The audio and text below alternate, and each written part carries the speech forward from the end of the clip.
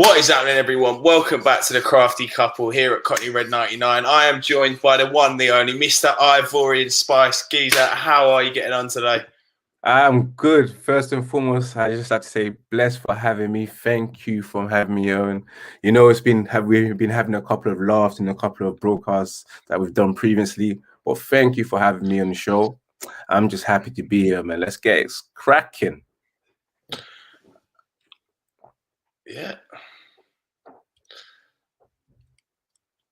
Hello? Sorry, cut out there for a second. Yeah, no, I've been waiting for you to. It just crackled for a second. I don't know what happened there, but yeah, no, delighted to have you on, mate. And Bitz will be joining us at some point. The geezer is busier than Boris Johnson at the minute. He's flat out on streams. He's got a stream every minute of every day. Maybe he double booked. Who knows? But he will be on at some stage, hopefully. Anyway, he's a good man, our Bitz. Anyway, we're looking ahead. I don't want to talk about the international season. I've had enough of it. It was a depressing few days for me. As Rachel comes in here and says that Bitz is always late. He's just working too bloody hard, the man. He's flat out. He's a hard-working man, you know. He's just everywhere right now. But hopefully he'll be joining us soon.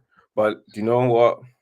I know we're not going to talk about international, but England did win yesterday. I am feeling happy. Harry Maguire scoring his second ever goal, mate. That was Captain Slabhead, aka Butthead. But apart from that, he scored for us, and yeah, I'm just glad that England won. You know, Poland, great win. Unfortunately for Ireland, they did too well. No. It was a deep week, man. Like, there's no two ways about it. Like, it was just a bit harsh. It was a horrendous week for me, to be honest. I watched us lose to Luxembourg. I didn't even really know any of the Luxembourg players, but they gave me one of the most horrendous nights of my life to drown my sorrows. But look, Harry Maguire scoring a good goal as Rach comes in there with Slabhead, and good performances all around from the United players in the international break. Donny getting the 7th in a 7-0 win for the Netherlands, and our loanee as well, Jesse Hesse Lingardinho, as I call him, doing quite well in that game against San Marino. But it looked all right for the United squad throughout the international break. But that's enough about that now, because it's a boring 2-week period that we'd all just want to be over the second it begins. But now we move on to Saturday's fixtures. No Friday night fixtures. Surprised at that. But we've got Chelsea versus West Brom. Chelsea side at 12:30 as well. Chelsea are unbeaten under Thomas Tuchel, and they are against West Brom, who are 100% going down, in my opinion. They're already relegated. Only under 18 points under Sam Allardyce. And, Spice, what are you thinking, mate? I think Chelsea are going to absolutely steamroll this one. Who are they playing again? West Brom. West Brom. Definitely. Chelsea will definitely just go past West Brom. You know, since Thomas Tuchel's taken over, Chelsea have changed. And I just think that it's too much of an easy game against West Brom. I don't see Chelsea, having any troubles against West Brom. I just see them dominating the game. Hopefully, you'll see the likes of Mason Mount doing well again, because he had a very good international break, an international period with the England team. And I'm hoping to see someone like Timo Werner finally do something, because it's been a while since he's been really popping. And it's funny how no one really talks about him too tough anymore. Even Shai Havertz, it's been a while since everyone talked about him, because he's been a big flop in terms of the players that's come in through this season's transfer. But definitely Chelsea, easy game against West Brom. Do you think that you see Chelsea struggling by any chance against West Brom, Owen? To be honest, I don't. I can't see anyone struggling against West Brom. Allardyce was brought in to keep him up, and I don't think he's going to do that. I think he's going to suffer his first relegation as a manager. I can't see. I mean, there's been big shocks before in the past, but it would be really against the grain if they did manage to get anything at Stamford Bridge. So I'd say Chelsea don't seem to score a lot under Tuchel, so I'd say it won't be like a massive result, but I'm going to say a comfortable 2-0 win. No, definitely. But you know what's really surprises me is that Sam Allardyce still keeps getting jobs after everything that he's done in life, you know? He keeps getting life. Well, he didn't do anything. He's done a couple of dodgy things in life, and you know that. I don't think...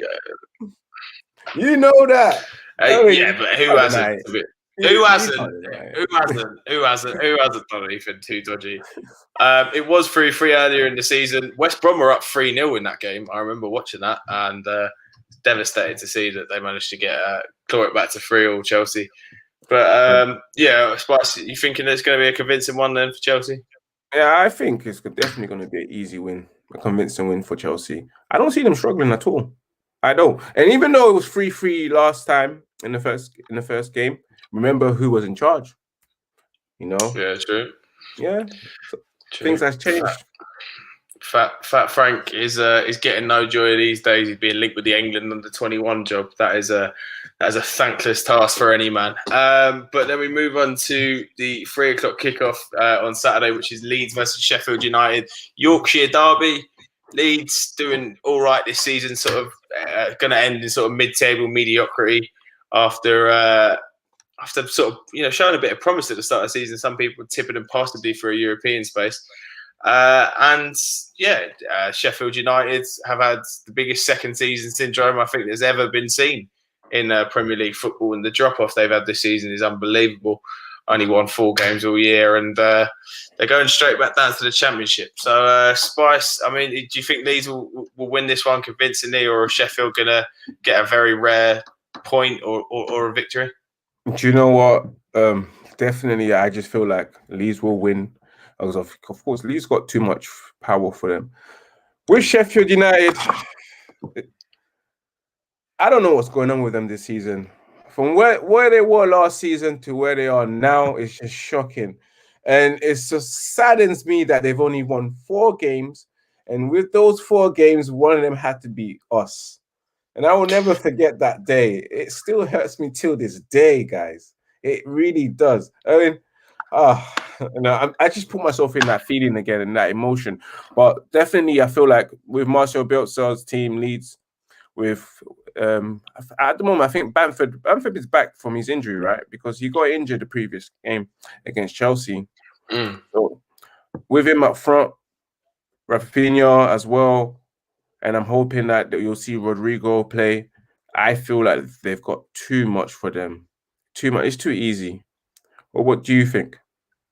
Too easy. I think Leeds. I think Leeds will get a win. I think it could be a cricket score, to be honest. I mean, Sheffield United have been done in by injuries this season, so I really think that they could be in seriously big trouble here. I think it could be. Sheffield United don't often lose terribly bad. I think they lost the first game without Wilder. They lost 5-0, so and they never lost 5-0 under Chris Wilder. So I think that could be a seriously big turning point in terms of losing Chris Wilder, and it could be a very, very bad day for them up in Leeds. And I reckon that it could be 4 or 5-0 to Leeds, just the way they play easily. But then we look ahead at the 5:30 kickoff: Leicester versus City. I mean, Leicester obviously competing with us for that second spot, as City look to sort of have the title wrapped up. But a big game. I mean, Leicester won earlier in the season. I think was it 5-2 or 5-3. Yes. And two exciting teams that play exciting football. I mean, it's a big game. It's at the King Power as well. I mean, Spice, how do you see this one going down? Even though I know you said it's at the King's Power Stadium, it doesn't really matter anymore where you play these days because there is no fans to affect the game. With Leicester, of course, we all know what they did in their previous game, and we know we didn't win. But I think with Leicester being at home as well, even though I've said that it doesn't really matter where they're playing now because there's no fans, I feel like with Leicester, they might do something against Manchester City. We all want Leicester to probably beat Man City, although I feel like we're never gonna win the league anymore. It would just be nice for City to drop points just to make when we cement second place, the gap difference to not be too much, if you know what I mean. so it doesn't look bad. But with Man City, the way they're playing right now and their form, that even the way they defend and they're very solid at the back with what's his name, with Stones, and also what's the other guy's name, Elwin? Diaz. Diaz, yes, with Diaz at the back. I don't know. I feel like it's a potential City win. City home and away, it doesn't really matter. They're just too strong. They're really strong. I feel like they'll win it narrowly, probably by 2-1, I would say. 2-1. Yeah, no, I can see that. To be honest, I can see a narrow City win. I'm going to go for a draw though, just out of optimism, just to see City drop off a bit. I mean, you want to see noisy neighbour drop points, right? No, I think Ron's coming in with a good point. I think you need a fully fit Leicester side to do anything to this City. City are too strong. City do have a lot of strength throughout their squad.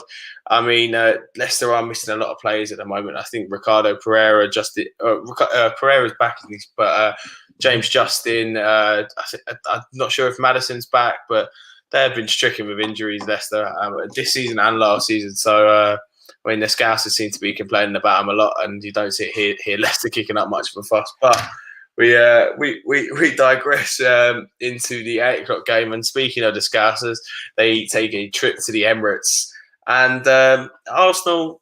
I mean, I don't even know what Arsenal are anymore. Obviously, bigger. RIP to Claude. I mean, a legend in the a legend in the fan. In sort of fan culture in football as it's evolved over the last 5 to 10 years with the likes of United Stand on AFTV. So big shout out to Claude. I mean, there's talks of a minute silence for him before the game. There was a talk about that, but how true that is, I'm not too sure. But a great lad, great character, and lots of laughs he brought us all. But again, Arsenal, Liverpool. I mean, it depends on which. Both of them have been extremely inconsistent this season, so it depends on which one turns up. I mean, Spice, who do you see coming away with the 3 points? My favorite second team, North London team, You need to pronounce it right. Arsenal. Yeah. First of all, it's Arsenal. Yeah. Mm-hmm. Liverpool against those Scouse scums, Yeah. It's a strange one because you want to go with your head, like, who would you like to win, and your heart of who you don't really like. I can see them both drawing because they've both been shambles this season. But at the same time, I can see Arsenal sneaking a win because against Liverpool, they haven't really done bad against Liverpool with Arteta there. I can see Arsenal winning by a narrow victory, because I love to see Liverpool lose more than I love to see Arsenal lose. But then again, I love watching AFTV when Arsenal lose. It's the best thing, and it's the best feeling ever. But Owen, honestly speaking, I feel like Arsenal will win if they're at home. Emirates, they've been doing well recently. Yeah, exactly. Emirates, yeah. I think Arsenal will win narrowly, probably by 2-1 as well. What do you think? 2-1. I mean, I can see it. I can just see it being I can see it being a draw. I can see just sort of a not very exciting game. Maybe 1-0 Arsenal or 0-0. That's what I'm going for. I can't see it being an exciting game. I just think Arteta will sort of play quite defensively against that Liverpool side, and it'll be a boring one to watch. Moving on to Easter Sunday, we're all going to be having nice dinners with our families, but Southampton versus Burnley, 12 o'clock kickoff. Who's excited for it? I don't think anyone is. Are you, Spice? Who's ever looking for those dead games? Southampton versus Burnley. Oh, it's like that's what time was that? Is that like the early kickoff? Yeah, it's 12 o'clock on the Sunday. Thank God, because I don't want that to be the main event. No, mate, if that was the main event, I see it as a draw. I really see it as a draw. I can't say really much because Southampton as well has been a bit poor ever since we've beaten them 9-0. And Burnley, it's Burnley, right? Yeah. Draw. Just the way Burnley plays, defensive, draw. Honestly speaking, I'm not being disrespectful to Burnley, but I just see it as a draw. It's a ball draw. Ball draw. Probably 0-0 or 1-1. Yeah, I mean, I can actually see Burnley winning this one. To be honest, I think Southampton have hit. Why? I just think Southampton have hit that sort of a decline, and I just think Burnley are just. I think this will just be one of their results. They'll just win it. Just sort of like a Ben Mee header or something, like a 1-0 or 1 or 2-0. Could just see Burnley winning this one, to be honest, mate. That's just how I see it. I don't know. I don't know. I don't think I can see Burnley, but I just see them drawing that, honestly. It's just the way they play their football. It's long ball. Yeah, you got Chris Wood, cross it in, he heads it in. I just see it as a draw, honestly speaking. Yeah, no, fair enough, man. I see your point.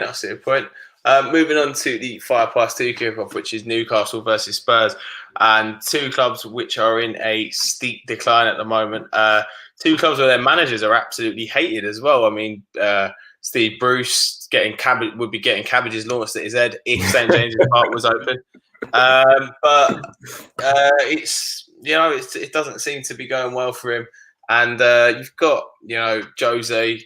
I remember talking to my Spurs mates about it and telling him that it was a lost cause and that it wouldn't go well for him at Tottenham. But they might get a League Cup, so they'll be a bit happy about that one. Hopefully they stop City doing a quadruple. That's a possibility.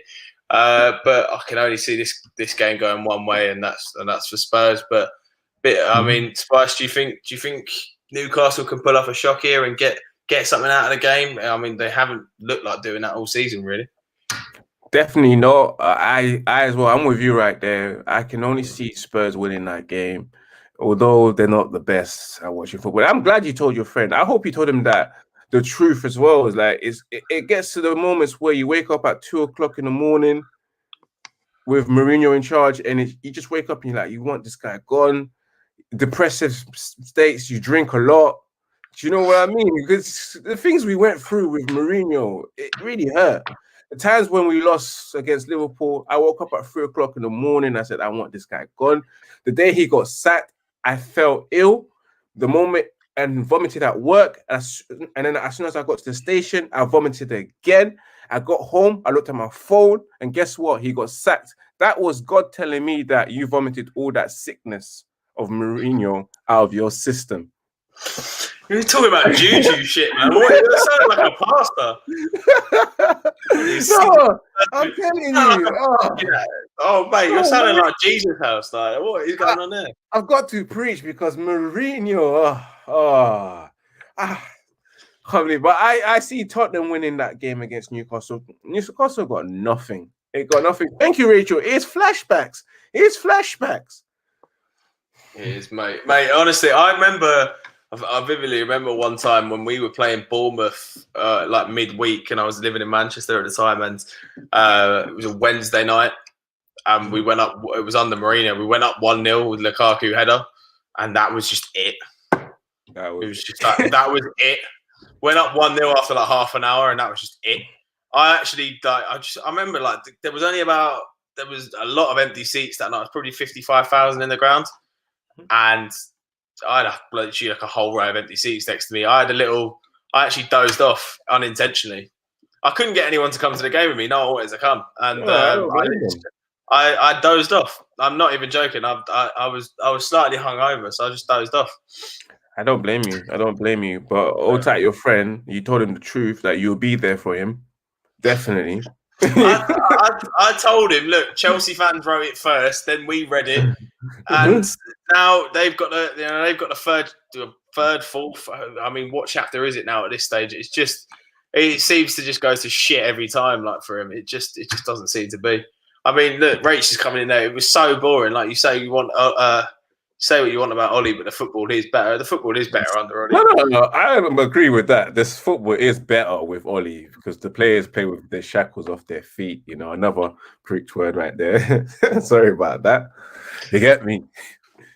But yeah, let's move on to the next game. I mean, yeah, that's enough about the man that created poison within us. Moving on to the next game. It's another one that's not particularly exciting. It's a 4:30, and it is Aston Villa versus Fulham. And I mean, it's not one to get the back of the hairs on your neck up. It's not particularly. To be fair, that's probably a bit harsh. They have been two surprise packages this season. They do play all right football, but if Villa are missing Grealish, they look like a completely different side. I'm not sure whether he is back or not this weekend, but if Villa are missing Grealish, I think themselves and Fulham are not a million miles apart in terms of quality. What do you think about that, Spice? But remember you have to consider that Villa has been doing well from the start of the season.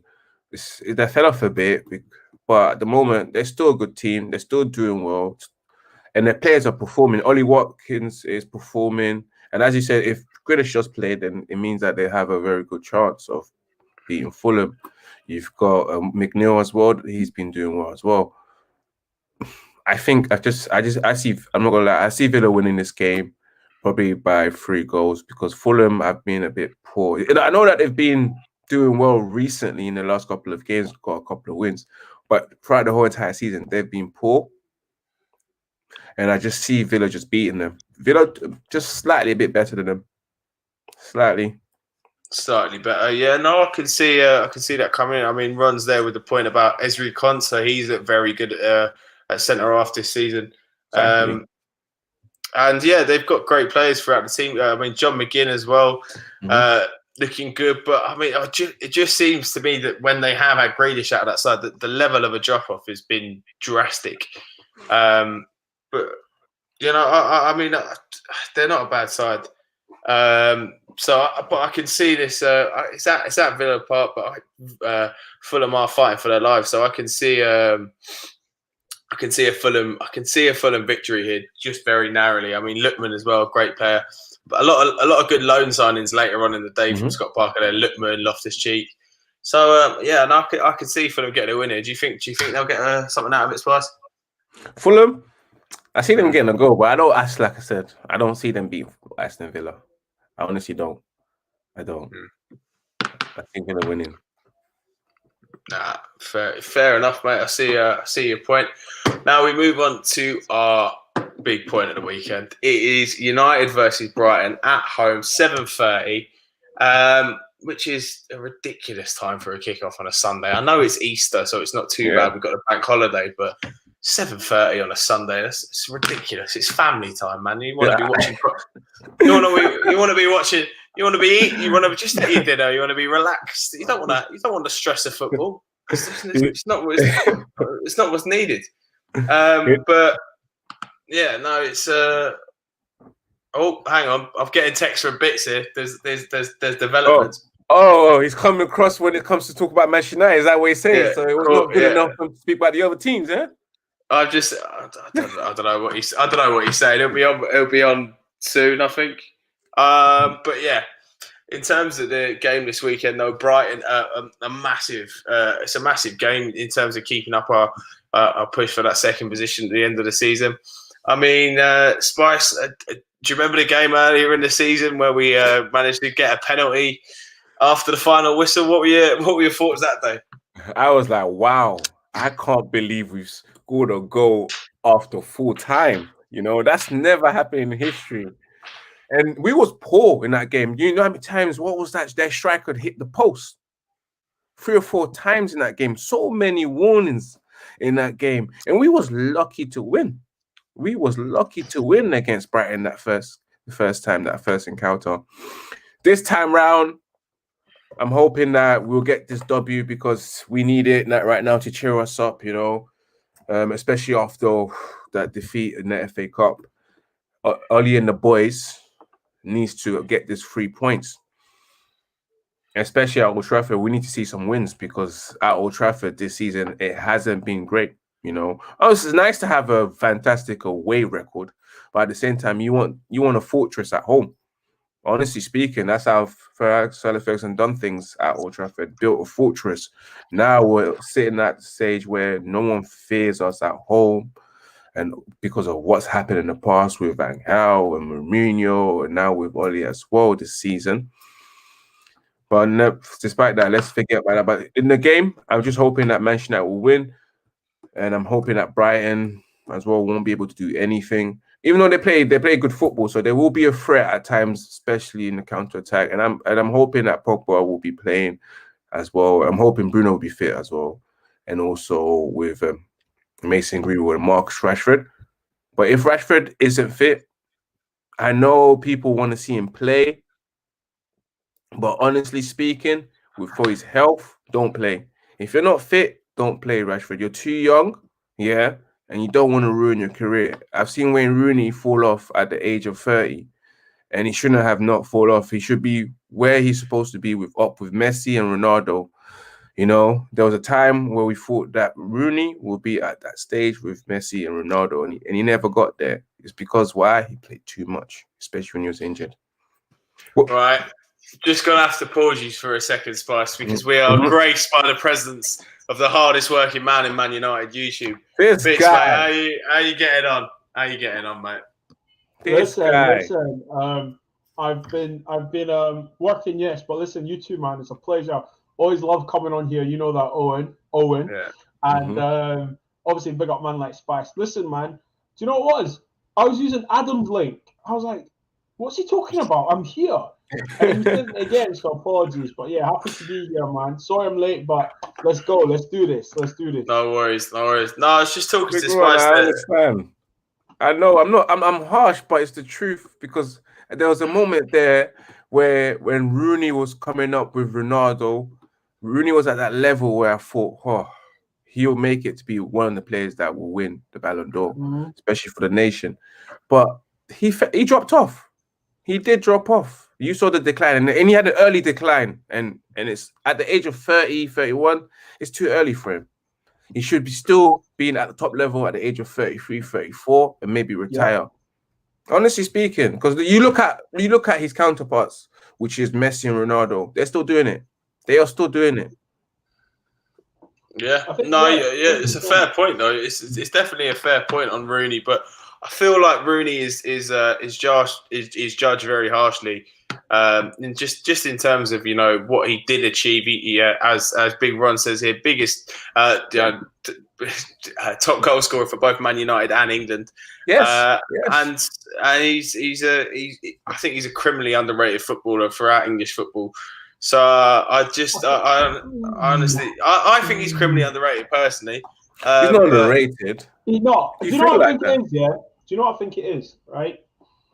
At Rooney's tenure at the club, probably only 2 or 3 seasons he was the main man, if that. Because if you think about Ronaldo, Ruud, even when he first came on, he was playing off Ruud. Rooney's had to sacrifice himself in so many ways. Play off the left, play off the right, play through the middle. Play midfield. But do you know what I mean? Exactly. So, like, if you actually look at his tenure at Man United, he's done us more favours than we've done him. And I wouldn't say people will say he's underrated. Will say, yeah, I get that, right? But what people won't do, and I'm not saying Spice or Owen, I'm saying that what people look at his career, dissect it, look what he actually done, look at the positions he played, and look at his all-time goal-scoring record while doing that, Okay, we can have the argument of saying if he looked after himself and so on. You want to come on? This happens working too hard. Kids come and say, "I've missed you, Daddy." This is why sometimes I run late. Say hi. Say hi, Uncle Owen. Hi, Uncle Owen. Say hi, Uncle Spice. Hi, Uncle Spice. Hello, how you doing again? So basically, man. So like his life. Say yeah. Again? Yeah, so what? It's Bobby June. Yeah, so what? It's Bobby June. Good boy. Say bye-bye. Bye. Say have a nice time. Junior. Good night. Bitch, Junior. So that's one of the reasons why I'm running late. But like, I think Rooney's an all-time great, and probably there's an argument for him to say he's the best English player to ever play. There's an argument for that. I know people will say Gascoigne, obviously, but Rooney is top goal scorer for England and top goal scorer for Man United. And for Man United, he played out of position hell a lot of times. You know what I'm trying to say? And I think, though, we need to remember, Wayne Rooney didn't, at the age of 16, he was a man. Like, did you know what I mean? Like, he was like in a man's body at age of 16. And when Ronaldo came, there's a difference in education, guys. Like, when I say education, I mean like how you look after yourself and stuff. Wayne Rooney was probably drinking pints, as we know, going out in the night, you know what I mean? I don't want to go into his private life, but we know what he got up to and stuff. But Ronaldo and that were in the gym. You know, Ronaldo doesn't drink. Messi stopped eating steaks. He fixed up his diet because they thought about the longevity of the game. Sometimes the English or British, let's say English in this one because it's Rooney. After you win everything, I mean, what as a boy that grew up in England, all-time goal scorer for your club. What more? What's the point? Carrying on playing and stuff, and also he's gone to coaching. So I wouldn't say he's underrated. He's literally won everything you can ever win in the game. Like, except for the international. Let's not forget that now. Yeah, he didn't win at international level, but I don't give a shit about England, so I'm not really that asked. I'm more asked about what he did for United, but you could say he underachieved at international level, but I don't think that's on him personally. I think that's on an entire squad, mismanaged as well at points. So it's not on him for the entire squad. I don't think you rarely see one player take a team through a tournament, like especially in modern day football. Anyway, you don't see it. But I still do think Rooney is criminally underrated. To be honest, I just really feel like he is. I feel like he's maybe not underrated, underappreciated. I feel like it's probably the better word for that. To be honest, I think there are a lot more mediocre, not mediocre. I'd say lesser players that are held up to him. I mean, in terms of like Paul Gascoigne is absolutely adored, and I think Wayne Rooney was twice the player he ever was. I get what you're saying, like that. It's that love. I feel like Rooney doesn't get that love that Gascoigne got, that Shearer got, and that Gary Lineker got after they retired. Yeah. Why is that? Because he played for Manchester United.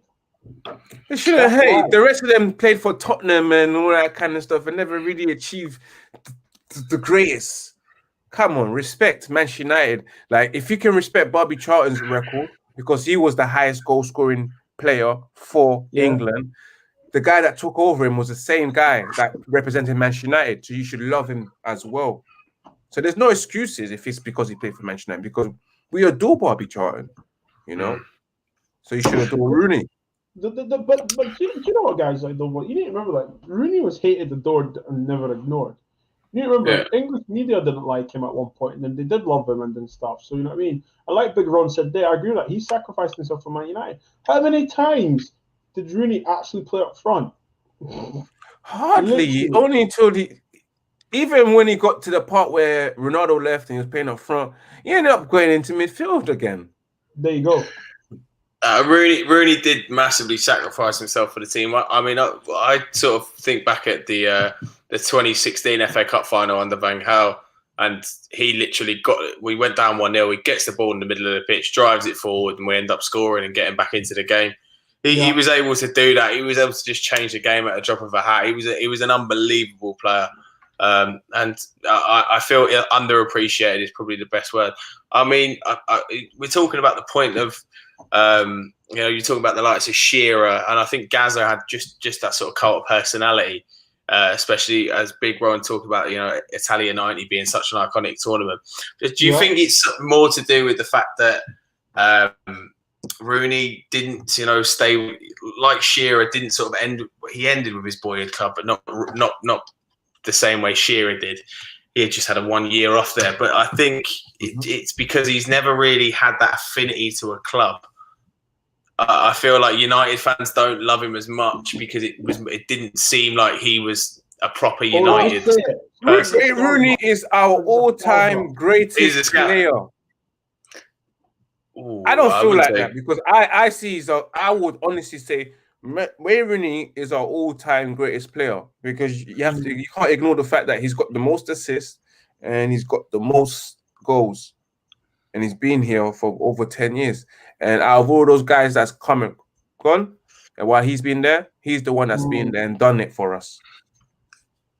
I agree with you. I don't have an argument with that, to be honest. I don't have an argument with that. What I would say is that he's just very unfortunate as well that he's Scouse.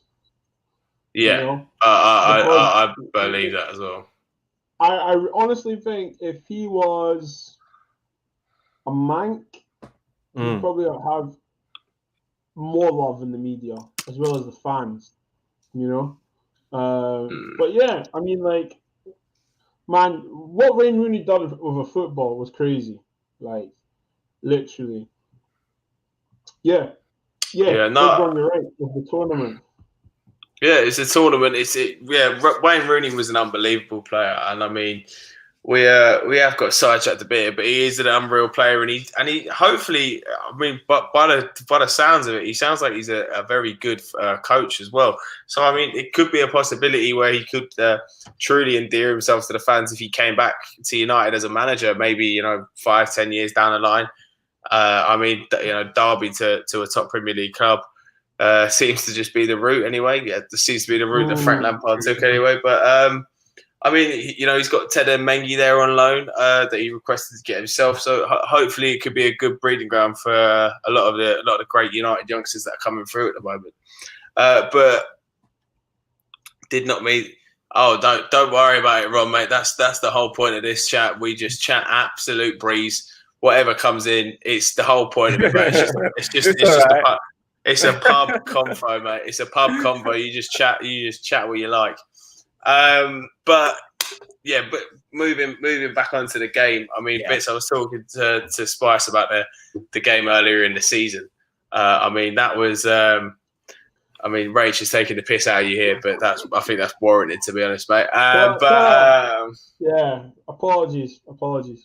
Nah, it's all right. I was late for your show, so I think it was even. Is this what it is? Is this what it was like?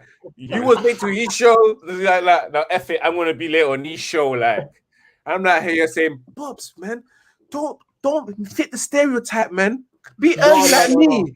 Don't be early like me. Don't let me down. You get me? To be fair, right? Owen knows that, like, I always say to him, if I say I'm going to be there, I'm going to be there 100%. Yeah.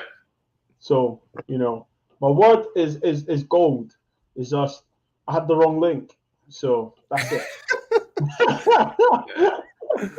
I don't even blame you. He's got so many shows that he jumps on. You would end up having the wrong link, man. You can't blame him for that, man. Bro, yeah. So, but big up Rachel, though. Big up Rachel.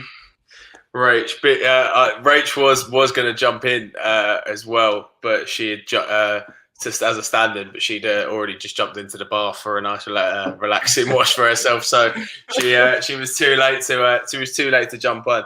But as I was saying, I was saying to Spice earlier about the game earlier in the season where we managed to get a penalty after the full-time whistle. I mean, Bitz, how did you? You must have been buzzing that day as well, mate. How did you get on with that? Bro, I the way I celebrated, it was shameless. The text messages I was getting, wow, you drew with Brighton, blah, blah. I was sending the letters SYM to everyone. Literally SYM. So, come on. Like, seriously, like, do you know what I mean? Like, you could not tell me anything. Even the next game day, I was saying SYM. Because, do you know what? Yeah, like, we know we're not going to play champagne football, okay? And what we suffered, like, I thought I was Wan-Bissaka. I felt every attack, every switched ball that day. They were just coming for him, peppering us. And then when we got that penalty, I was just like, God, Man United. Oh, I was buzzing. I was ecstatic, mate. 3 points, 3 goals. Come on. What are we talking about? Do you know what I mean? It was an amazing result. I mean, I remember after Brighton had scored, I was at my mate's house in Loughborough, and I just left the room. And I was just getting my jacket on. I was going to go outside and have a cigarette, and then just heard, Owen, get the fuck back in the room. And the penalty goes on. It's on my Instagram, actually. It's on my main feed of me celebrating in his kitchen / living room. And we were going absolutely, I was going absolutely insane. I couldn't believe it. Best way to win a game of football. Brighton should have won that as well. They're not a bad side. I mean, unexpected goals. I think they're in the top half of the league or something like that. There's some sort of a stat like that. I heard that their expected points is their expected points at home is higher than their total points for the entire season, which is just. I mean, I'm not a major fan of expected points as a statistic, but I mean, what do you think, Bobbs? I mean, do you think they've been just very unlucky this season? Do you think that they'll come in and get it? You know, that they can push on maybe next season, or are they where they are? No, you know, the funny thing is, right? Football's a funny thing because of all the money in football now. Teams like Brighton and that, it's not a foregone conclusion to just get relegated. And, you know, you need to big up Harry Potter because the wizardry he's doing down there on the coast, man, it's frightening. Literally, it's frightening. And, like, personally, like, man, the way they play football, I'd love us to play like that. And he's doing this with average players. I'm just putting that out there, okay? Mm-hmm. Brighton's always going to be a tough game. They're going to play football, okay? And against us, we struggle sometimes against teams that play football because they just pass it around us. We're naive, you know.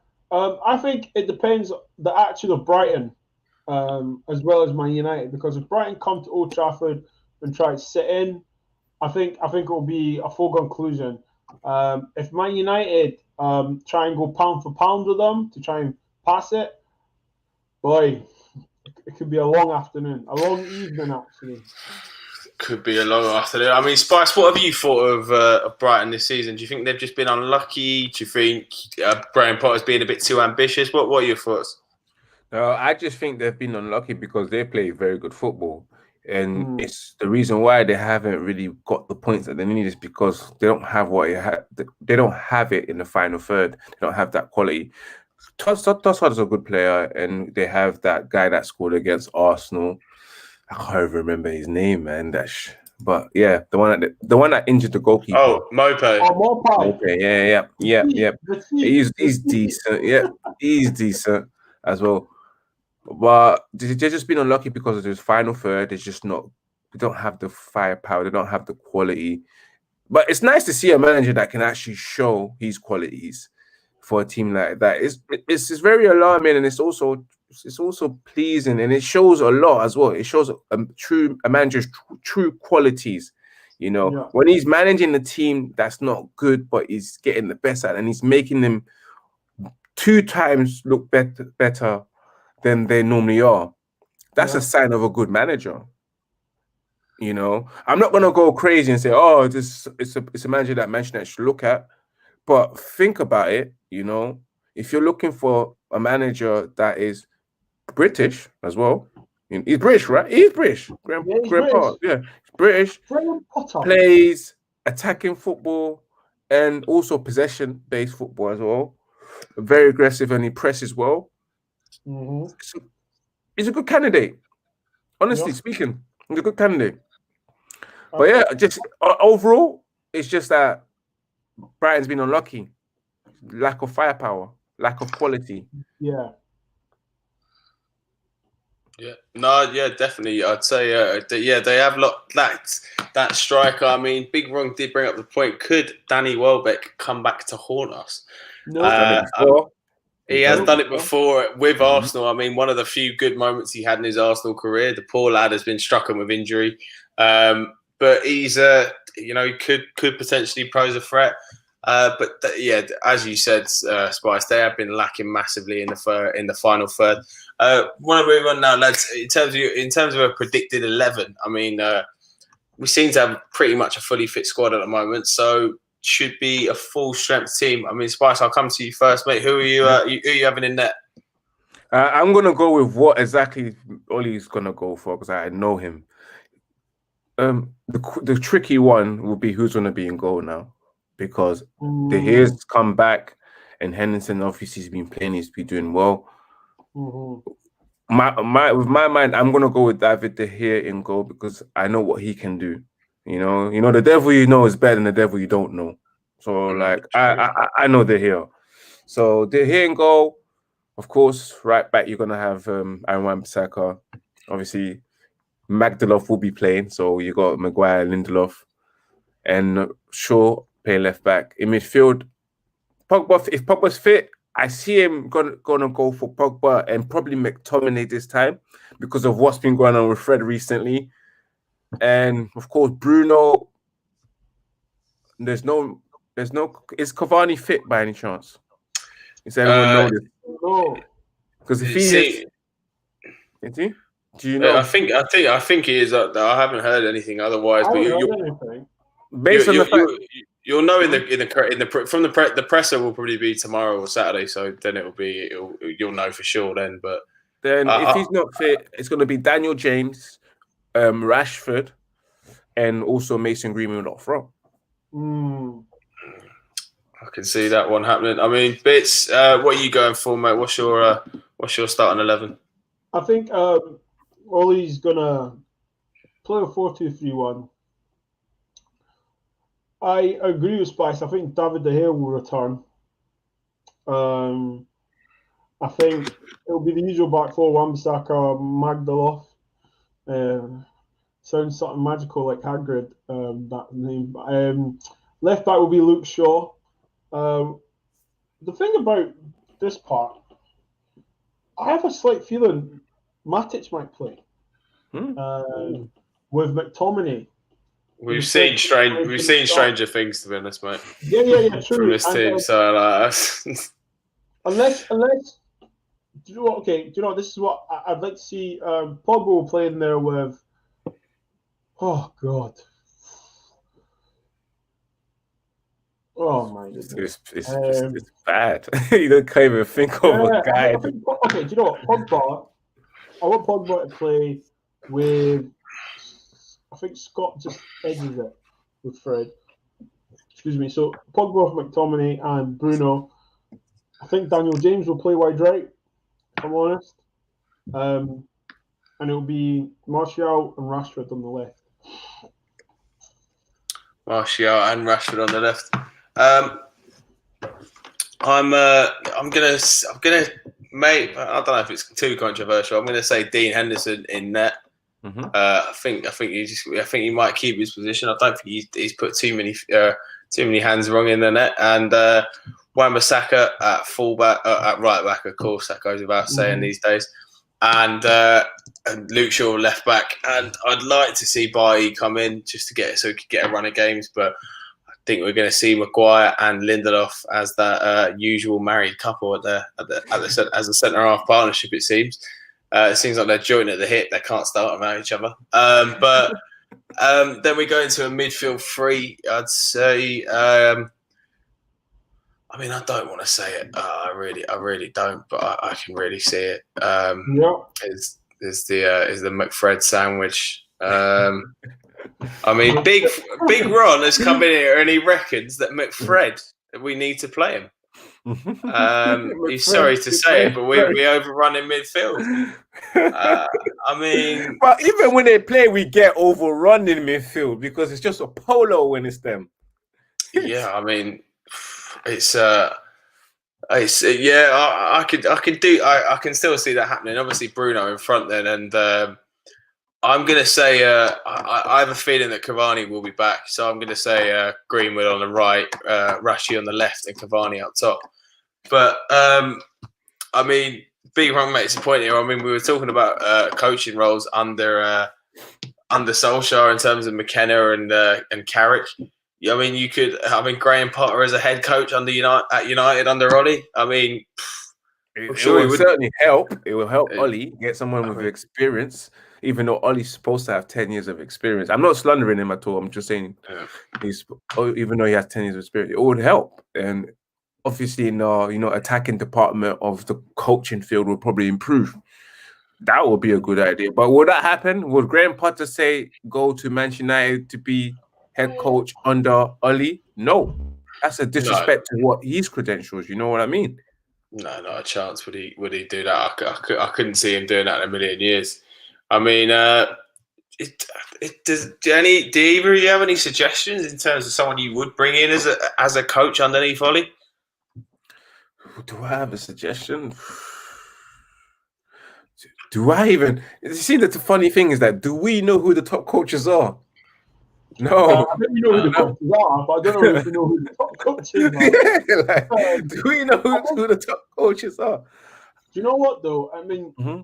Fergie was brilliant at this, right? Fergie brought in good coaches that had adapted to football. You know, Carlos Queiroz 4-3-3. You know, Ray Mullenstein, Mike Phelan in his prime, Steve McLaren, Brian Kidd. You know, all not in that order, but you know, we need to remember like all these coaches. Fergie in his early day, used to do the coach, but Fergie realized he can't coach, he couldn't adapt, so he had to go get the best people out there.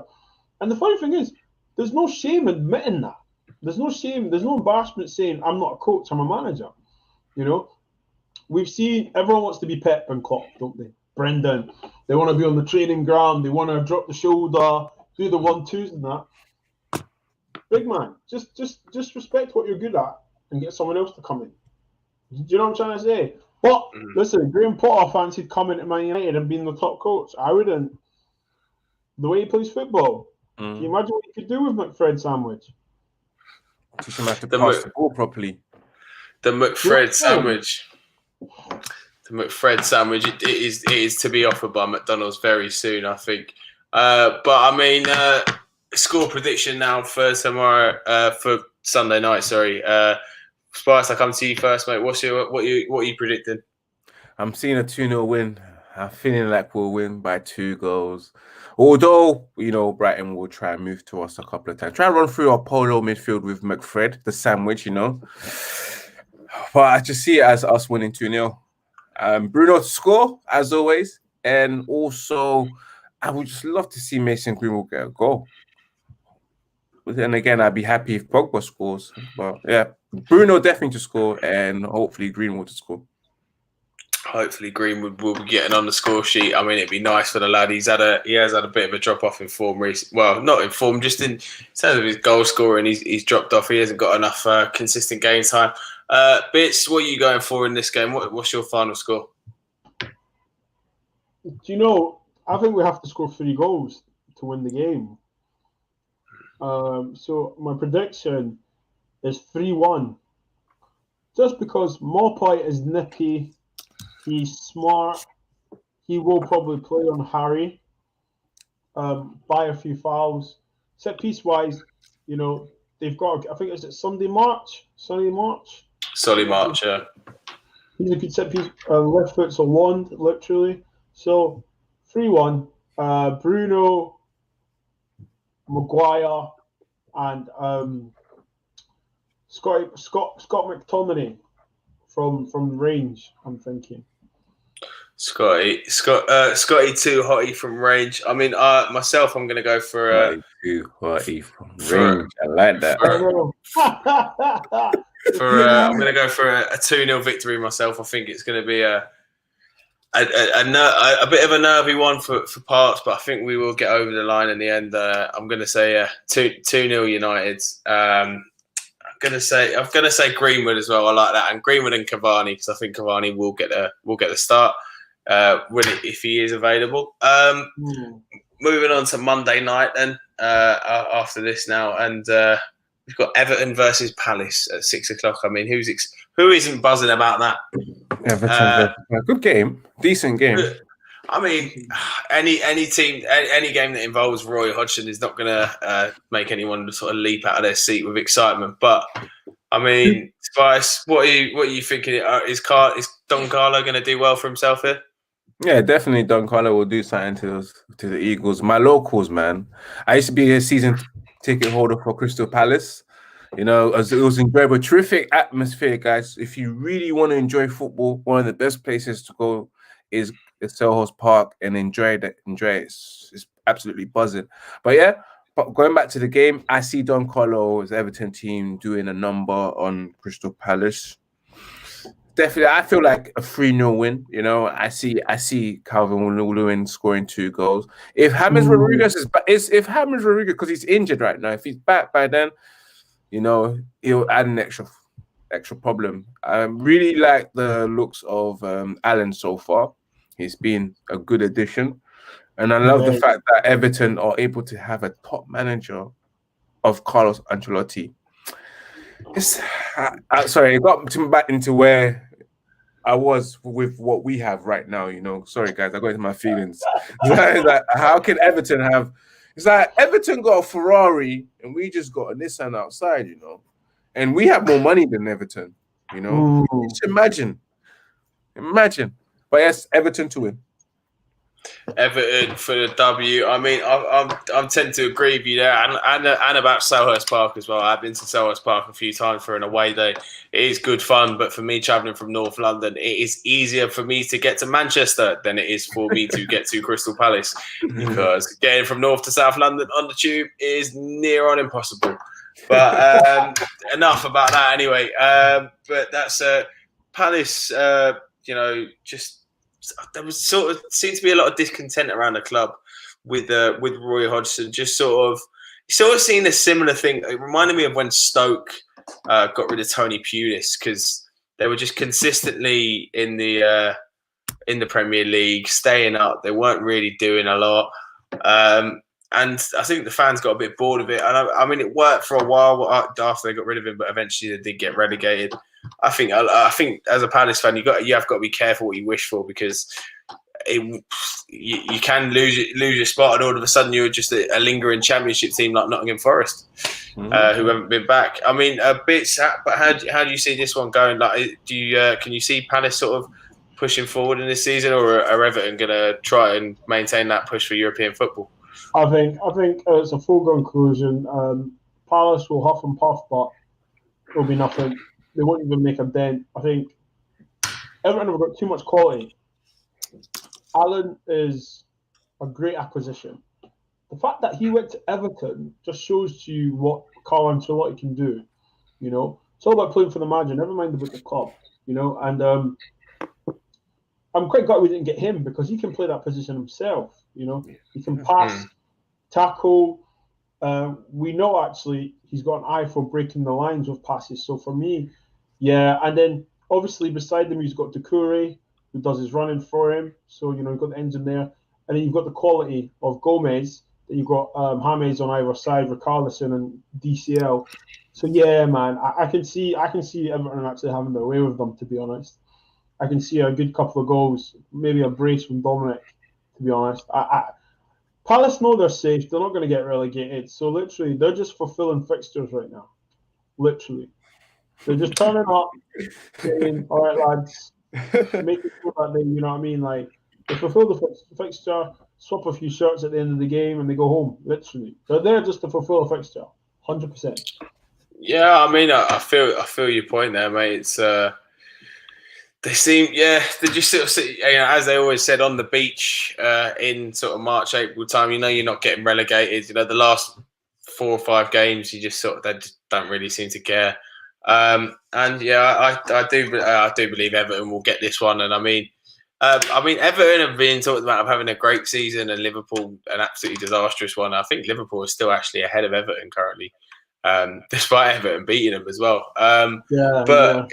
It's look, hopefully they do finish above them, and Liverpool do drop off massively towards the end of the season. We'd love to all see that. But we move on to the final game of the weekend.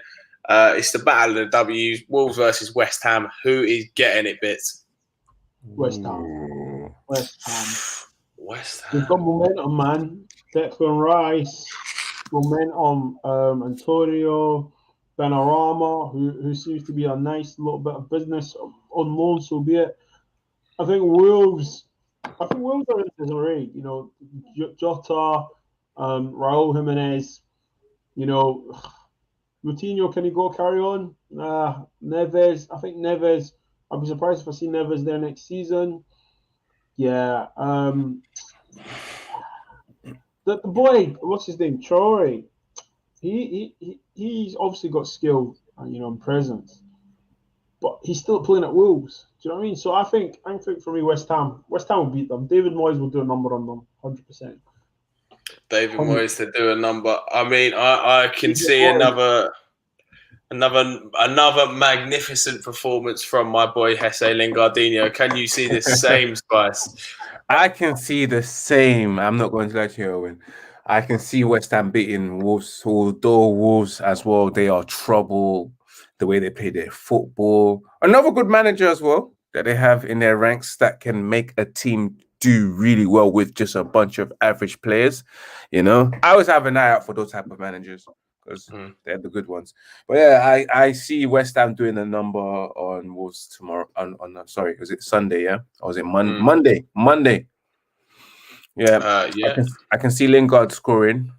I can see Mikel Antonio scoring as well. I can see the game by 3-1. West Ham 3-1 straight up. Not gonna lie.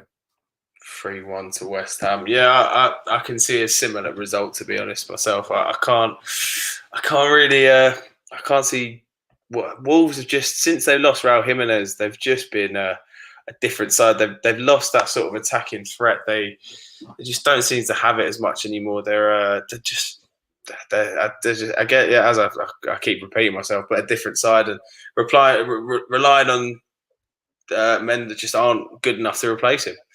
But that's the end of the fixtures there, and then we're just going to move on to a bit of a random question, as I love to always end the show with. And now, I mean, I'm not sure about yourself. I mean, Spice you said yourself you used to have a season ticket at Palace just to be going and watching a bit of football. I know, Bitz, you love your football. But what is your favourite? We all love a concourse. We all love a warm bit of food sometimes. You know, maybe we're a bit hungover. It's an early kickoff. Who knows? Maybe we didn't have enough time to grab a sandwich on the way in. What is your favourite thing to get off the concourse? You know, we're having a main and a drink. That's what we're having. Main and a drink. I'm not going to lie to you. I love having a kebab straight away. I'm not going to lie to you. With Stella. What fucking football ground are you going to? You're getting a kebab outside football ground. Oh right, you're not getting it on the concourse. But if I was on the concourse, I would usually just get myself a pastry and a hot chocolate. Oh, that's cute. Straight up.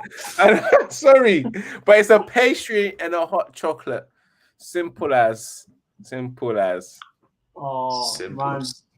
Do you know, outside Man United, there's a jerk chicken kind of, it's like you know when you buy pies or a chippy or something? Yeah. Yeah, the jerk chicken one out there was quite nice. But in Scotland, you get like a pie and bovril. And yeah, that's what I get every game. Yeah, but in Scotland, man, it's just heaven in your palms. Like, oh man. Oh, but also have had outside Old Trafford, I've had the chips and mushy peas and oh man, this is a tough question, by the way. Look, mate, I don't come with the easy shit. I come with the hard stuff.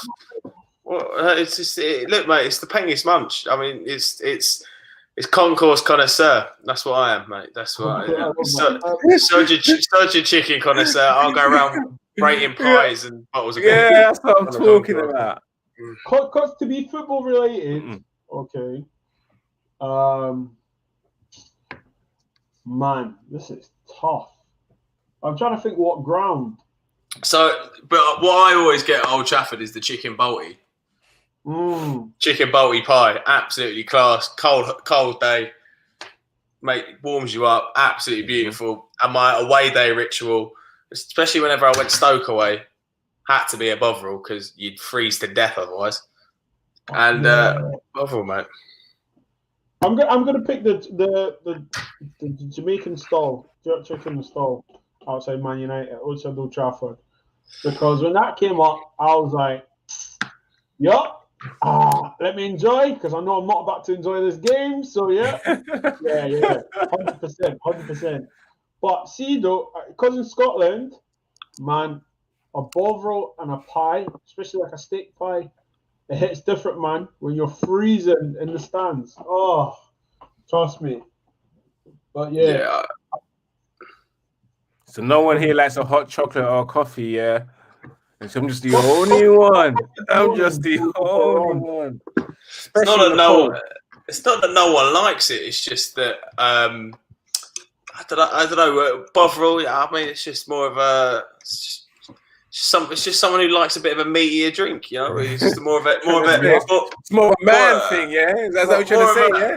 No, more of a savoury sort of a salty palate that myself and Bitz share, as opposed to the sweet one of yourself.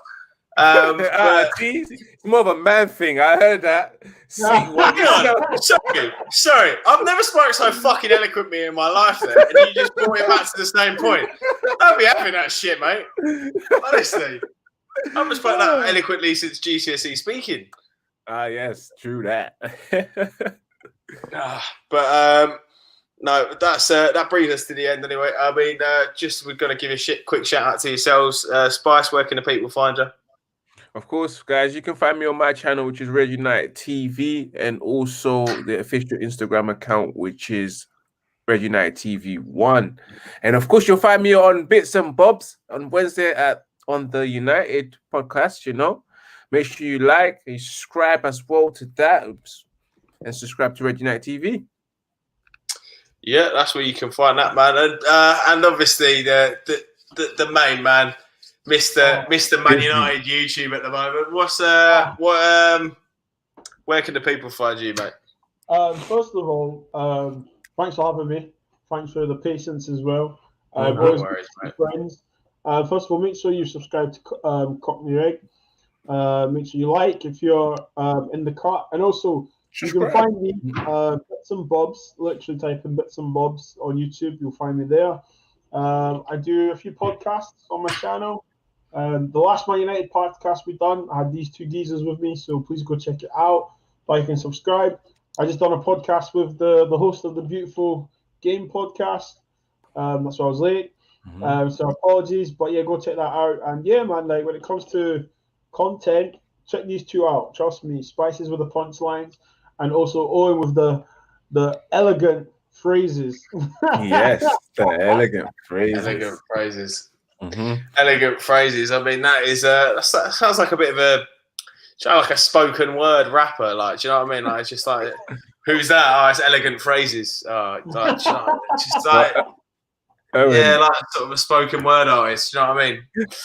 I mean, guess what? You know what? Yeah, I just realized I'm loving the Oreo flavor right now, fam. I just clocked. I just looked at the whole freaking out. I was like, thinking, whoa, wow, we look like an Oreo right now. I'm loving it. Glad you said it, not me, mate. That's all I'll say. Glad you said it and not me. Yeah, mate. All right. That brings us to the end. Please like, share, and subscribe. Please keep watching the videos. It does make me happy. So cheers for now. Chat to you next week.